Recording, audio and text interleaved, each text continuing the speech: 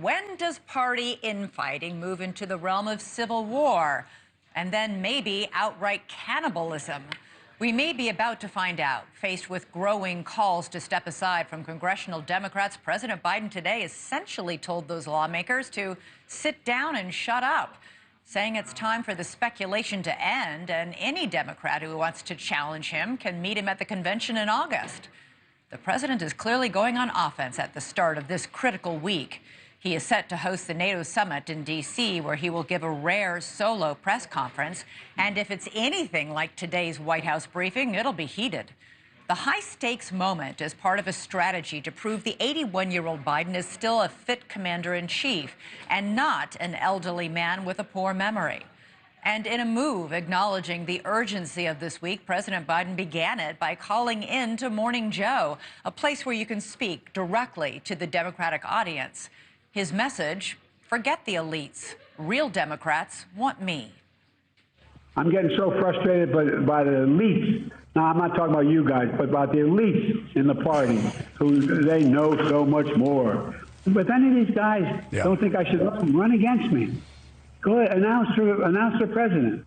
Challenge me at the convention. So far, at least 9 House Democrats do not think Biden should run, 6 of them now publicly saying so. But the others are in private, and they include senior members, including Gerald Nadler of New York, the top Democrat in the House Judiciary Committee. And in a fiery letter today to them and congressional Democrats at large, Biden told them all to get in line, writing, in part, the voters alone decide the nominee of the Democratic Party.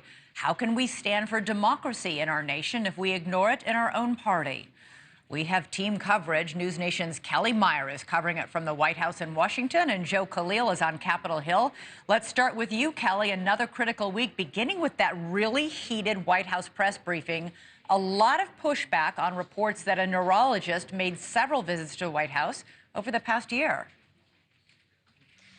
Yeah, Elizabeth, heated press briefing, and it comes as the White House is coming under increased scrutiny for its answers since the president's debate. The press secretary going back and forth with reporters and often giving conflicting messages from what the president is saying to what is coming from that White House podium. Several reporters pressing whether the Parkinson's specialist who has visited the White House at least 8 times was for the president. And KJP didn't directly respond. Take a listen to this.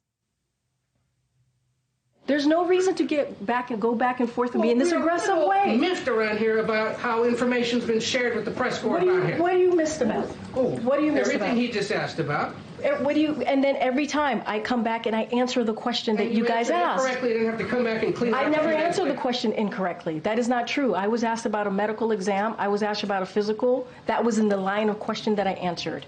And I said, no, he did not have a medical exam. And I still stand by that. Matter of fact, the president still stands by that. So she went on to say that the president hasn't been treated for Parkinson's, he isn't being treated for Parkinson's, and he is not taking medication for Parkinson's. So it left reporters in the room asking why she couldn't just say no when asked if the doctor was for the president. Elizabeth? Yeah, I just don't understand that. Also today, Kellie, Biden held a call to reassure big donors. What do we know about that call and how it went? Yeah, and President Biden, Elizabeth, giving the same message to his donors that he is to other Democrats and his supporters, that he is not going anywhere. Today, he jumped on a call with the Biden Victory Fund National Finance Committee. He was joined by Maryland Governor Wes Moore and his campaign chair, Jen O'Malley Dillon. He expressed to them there was a need to move forward and focus on former President Trump. All right, Elizabeth. Trying hard to reassure a very, very antsy party and base. Thank you so much, Kellie. Thanks so much for watching. Go to joinnn.com to find NewsNation on your television provider. And don't forget to click the red subscribe button below to get more of NewsNation's fact-driven, unbiased coverage.